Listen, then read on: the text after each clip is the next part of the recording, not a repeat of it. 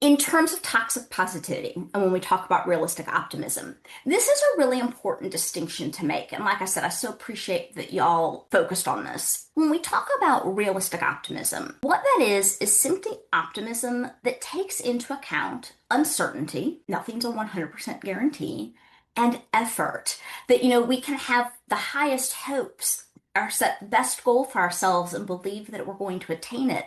But if we aren't taking the steps necessary to work towards it, the chances of attaining it become less.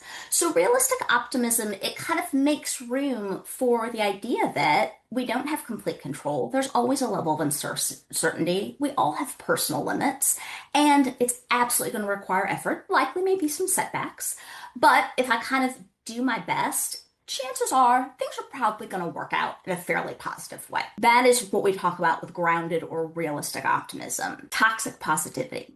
So, toxic positivity is essentially when we use positivity to really dismiss or override genuine emotional pain and upset and distress. It is different than optimism and gratitude because both of those skills absolutely make room for difficulty, complicated emotions, setbacks.